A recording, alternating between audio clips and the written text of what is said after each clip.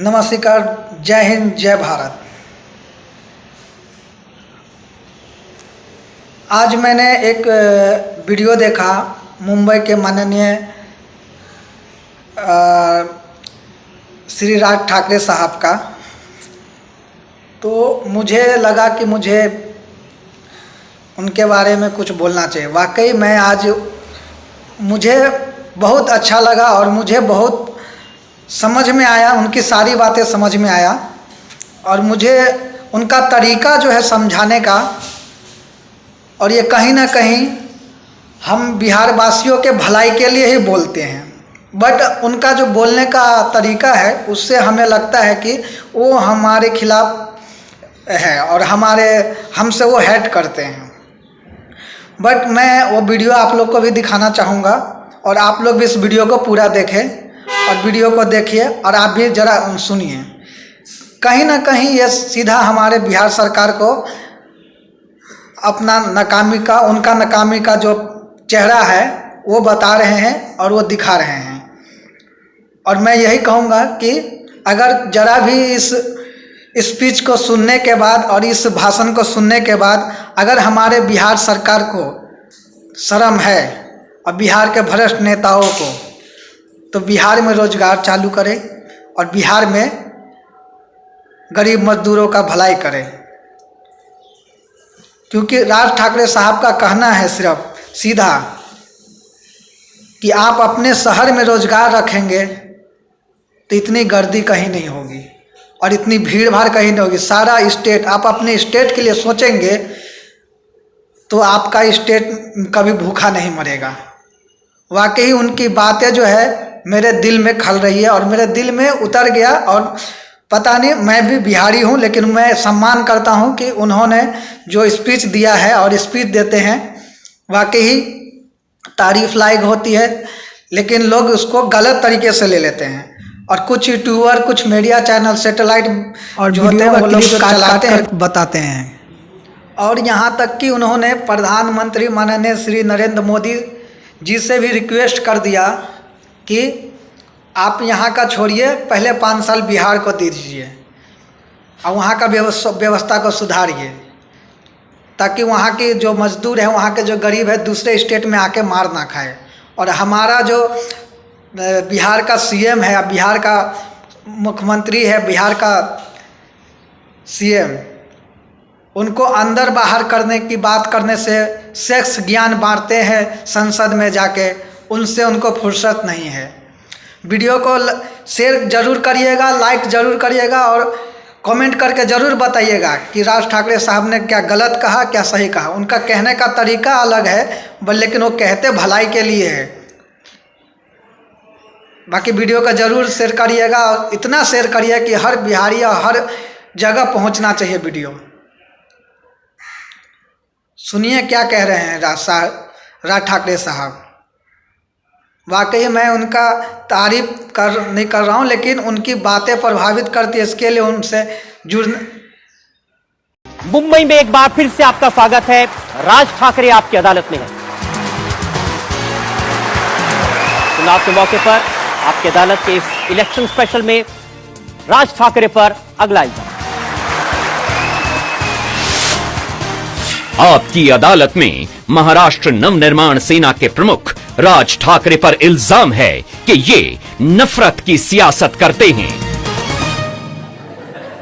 आपको थोड़ा बुरा लग रहा होगा, लेकिन मैंने सोचा कि यहां महाराष्ट्र नवनिर्माण सेना के सैनिक हो तो भी मैं रिस्क ले लेता हूं आपसे पूछने का। और पहले तो आप मुझे बता दीजिए कि मैं सीधा पूरा साबुत वापस चला जाऊंगा दिल्ली? जी बिल्कुल, मैं आपको एयरपोर्ट छोड़ने के लिए आऊंगा। मुंबई में कर्नाटक से लोग आते हैं, गुजरात से लोग आते हैं, राजस्थान से आते हैं, हर जगह से आते हैं, लेकिन आपके निशाने पर सिर्फ बिहारी क्यों होते हैं? उत्तर प्रदेश और बिहार से जो लोग आ रहे हैं यहाँ पे, हर एक आदमी, हम लोग बोलते हैं कि हम लोग काम करने के लिए आ रहे हैं, लेकिन यहाँ पे जब वो आते हैं कुछ समय के लिए वो काम करते हैं, काम करते रहते हैं, लेकिन आहिस्ता आहिस्ता पता चलता है आपको वो अपनी अपनी कॉन्स्टिट्यूंसी बना रहे हैं। एक एग्जाम्पल देता हूं, कि आजमगढ़ या प्रतापगढ़ से कहीं एक आदमी आया जिसने एक बहुत ही वाहियात स्टेटमेंट उस दिन किया, जिसका नाम है अबू आजमी। वो आदमी महाराष्ट्र में आता है और यहां पे आने के बाद 2 जगहों से चुन के आता है। आप वो 2 जगहें जाके देखिए, मैं आपको लेके जाऊंगा। वहां पे यहां पे रहने वाले जो लोग हैं बरसों से, वो है नहीं। वो उत्तर प्रदेश से आए हुए जो कुछ लोग हैं जिनको वहां पे बसाया गया है, उनसे वो चुन के आते हैं। तो ये जो राजनीति जो कर रहे हैं काम के नाम से, मैं उसके खिलाफ हूं। जैसे कि अगर देखा जाए, मेरे ऐसे बहुत सारे दोस्त हैं, यहां पे भी आए होंगे। मेरे एक दोस्त है मिस्टर सुरेश गुप्ता, जो मेरे मित्र है। ओरिजिन होगा उनका उत्तर प्रदेश का, अच्छी मराठी बोल लेते हैं, मराठी स्कूल में पढ़े हैं, उनको कभी दिक्कत नहीं आई। मुझे भी कभी लगा नहीं कि वो बाहर के हैं। मेरे बहुत सारे गुजराती दोस्त हैं, बहुत सारे मुस्लिम दोस्त हैं। अगर मैं इस तरह की अगर राजनीति मैं करता तो क्या वो मेरे दोस्त रहते? शायद उनको लगता होगा कि दोस्त रहेंगे तो प्रोटेक्शन मिला रहेगा, तो बाकी लोगों को भी मिलता होगा। कहां प्रोटेक्शन मिलता है? देखिए कितनी लंबी लिस्ट मैं आपको बता सकता हूं। फरवरी से मार्च 2013 के कुछ लिस्ट निकाली मैंने। ठाणे में एक उत्तर भारतीय की जमकर पिटाई की मनसे के लोगों ने। सतारा में सैनिक स्कूल के दाखिले का किस्सा आपको याद होगा, वहां लोगों की पिटाई की। बहुत लंबी ऐसी लिस्ट है। तो लोगों को मारना पीटना ये कोई अच्छी बात है क्या? नहीं, आप जो सवाल मुझे कर रहे हो ना, आपने कभी आसाम की जनता को नहीं की। यानी यहां पे तो कुछ वैसे हुआ नहीं था ज्यादा, लेकिन वहां पे तो आसाम के लोगों ने बिहारियों को जलाया था, उनकी गर्दनें काटी थी, उनको मार डाला था। वो भी गलत है, लेकिन इतना आपने चलाया नहीं, क्योंकि टीआरपी नहीं होगा शायद। ऐसे सवाल में आपको मैं ईमानदारी से बताता हूं, जी बिल्कुल, शायद कोई भी इंप्रेशन हो, हम कभी टीआरपी मैं आपकी बात नहीं कर रहा हूं। आप सीधा आप पे मत लेना। आप जनरल चैनल्स की बात कर रहा हूं मैं, फिर वो हिंदी चैनल्स हो या इंग्लिश चैनल्स हो। मान लीजिए नहीं दिखाते हैं उसको। यानी मैंने एक बार कुछ एक किसी ने उस आंदोलन के वक्त एक कुछ समोसे की गाड़ी थी, जो सब समोसे रोड पे गिरे हुए थे, देखो राज ठाकरे के लोगों ने क्या किया। वो क्लिप इतनी बार दिखाई कि मैंने वो जितने समोसे थे वो मैंने गिन लिए।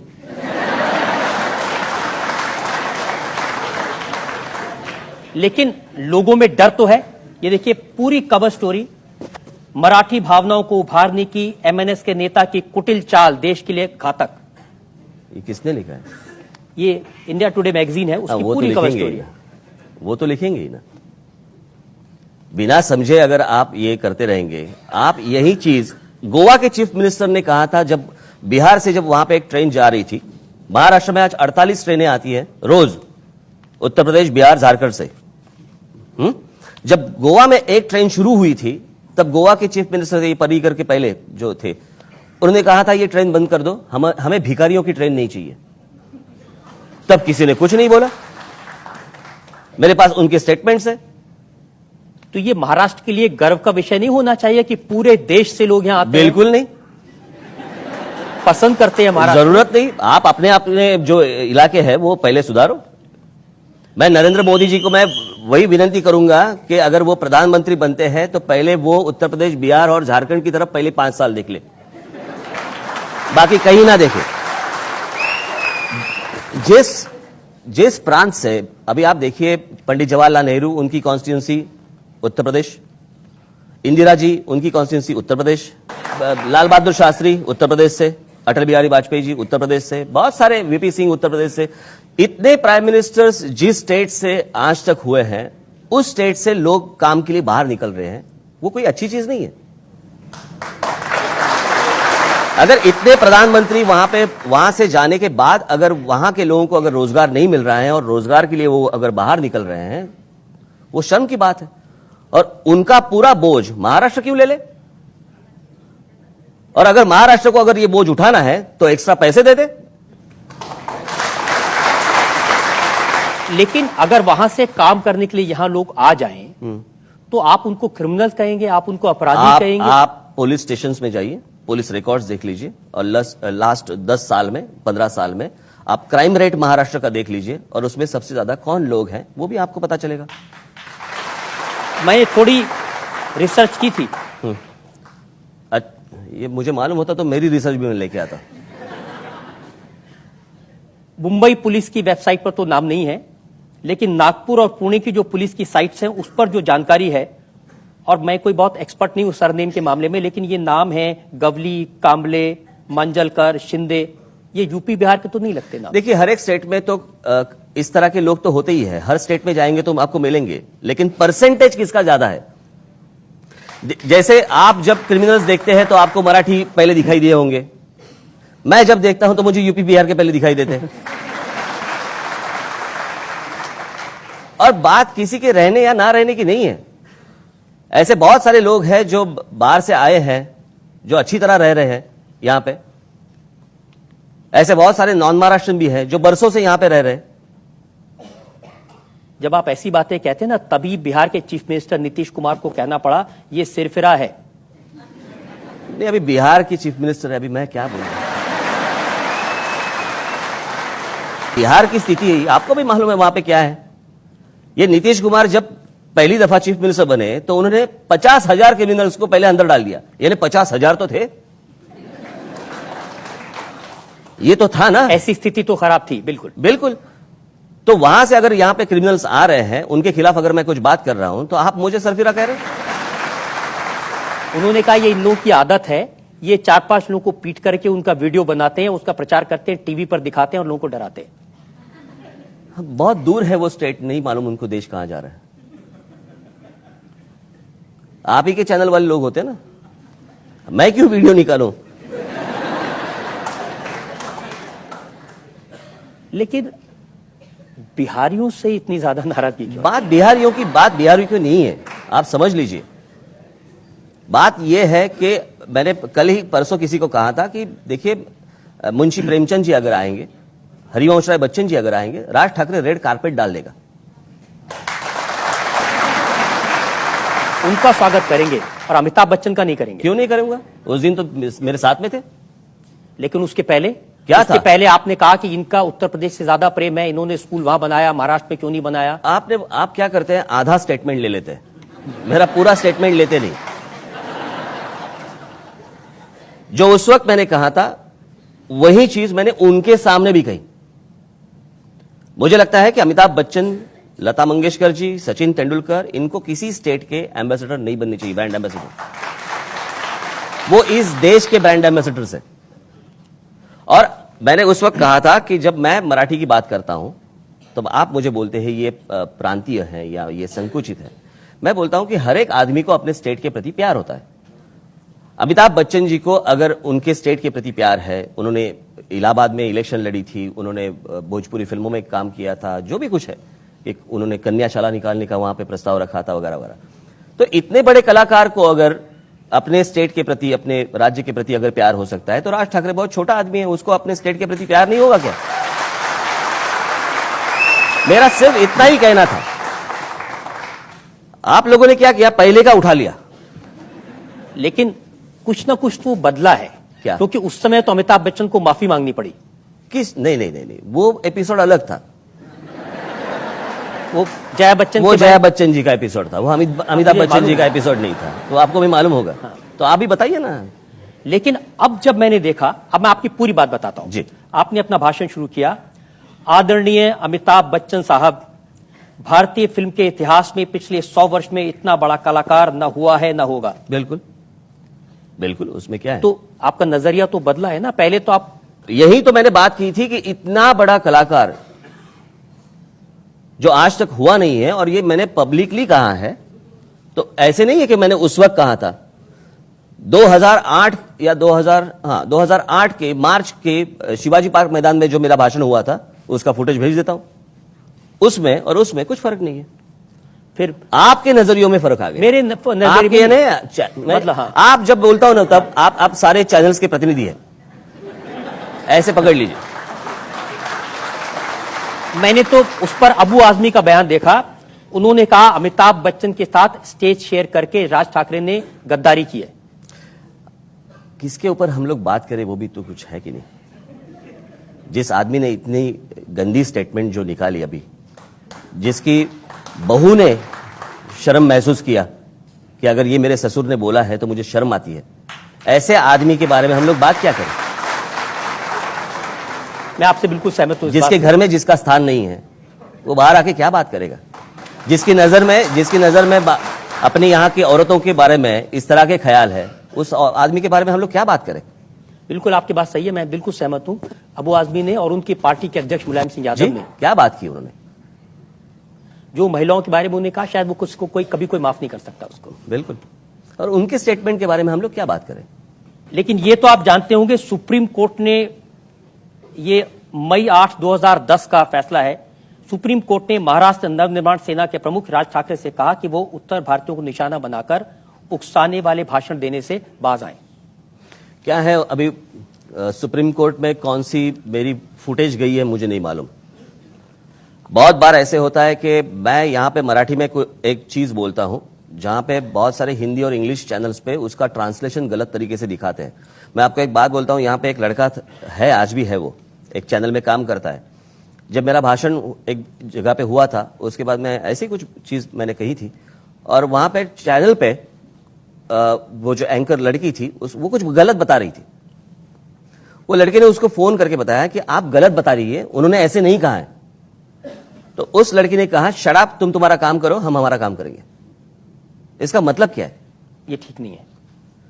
तो अगर मैं जो बोल रहा हूं अगर गलत तरीके से ट्रांसलेट करके अगर आप दुनिया को दिखा रहे हो और उससे अगर आप समाज में या दो स्टेट्स में या और जगह पे अगर झगड़ा लगा रहे हो, वो भी तो गलत है। मेरा एक पॉइंट ऑफ व्यू है, पहले आप समझ लो।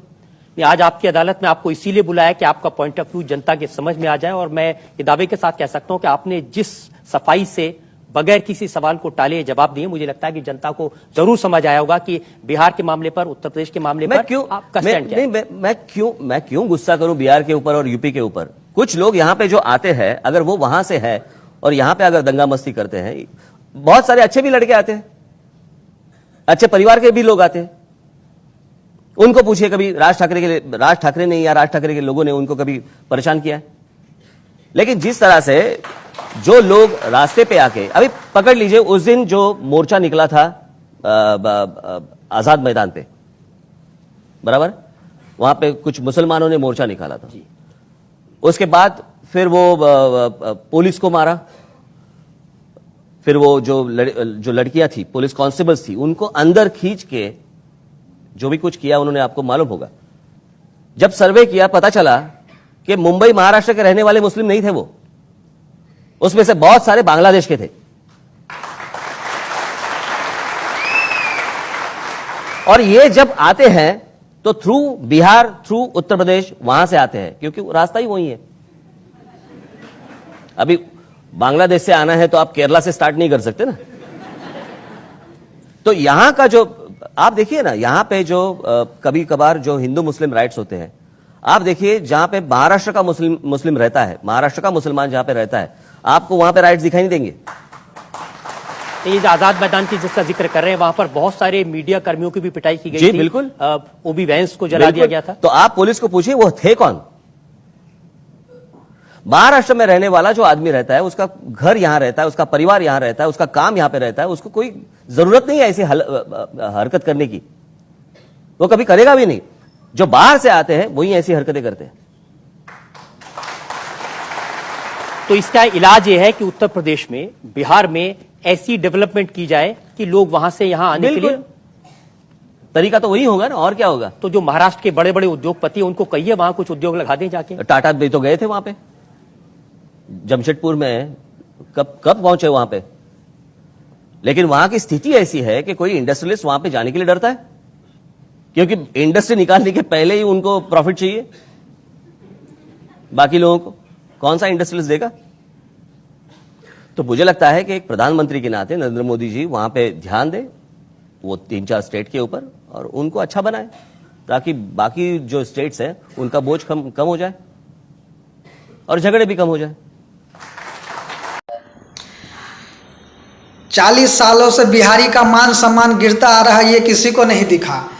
लेकिन 1700 करोड़ का पुल जो गिर गया तो सबको दिखा। तो अगर अभी भी बिहार के उप मुख्यमंत्री और सीएम को नहीं शर्म आ रहा हो तो उनको बोलिएगा चुल्लू भर पानी में डूब के मरने के लिए। ऐसे ही ताने कसते रहेंगे लोग और ऐसे ही यूपी बिहार वाले को मारते रहेंगे अगर रोजगार नहीं चाहिए, रोजगार नहीं डाले तो, और रोजगार नहीं दिया तो। जय हिंद, जय बिहार।